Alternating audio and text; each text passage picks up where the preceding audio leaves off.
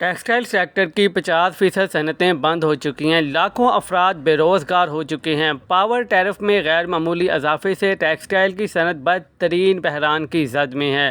رواں سال export target مکمل نہیں ہو سکا۔ تفصیلات کے مطابق پاکستان یارن مرچنٹ ایسوسی ایشن کے چیئرمین شیخ خلیل قیصر نے انکشاف کیا ہے کہ پاور ٹیرف میں غیر معمولی اضافے سے ملک میں ٹیکسٹائل سیکٹر کی 50% صنعتیں بند ہو چکی ہیں۔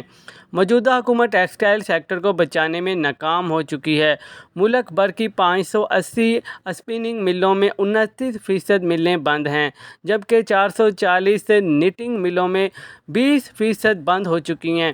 انہوں نے انکشاف کیا ہے کہ 8,80,000 واٹر جیٹ مشینوں میں سے 32% مشینیں بند ہو چکی ہیں۔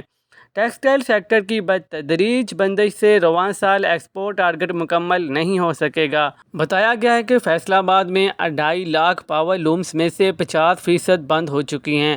ایک پاور لوم میں 2 ورکر کام کرتے ہیں۔ 50% بند ہونے سے 1,25,000 مزدور بے روزگار ہو چکے ہیں۔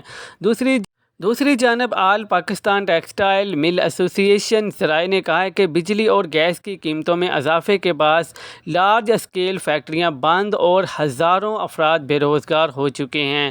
ذرائع کے مطابق 2 سال میں بجلی اور گیس کی قیمتوں میں 170% تک اضافہ ہوا، جس کے بعد 100 کے قریب لارج اسکیل فیکٹریاں بند ہو گئی ہیں اور ہزاروں لوگ بے روزگار ہو چکے ہیں۔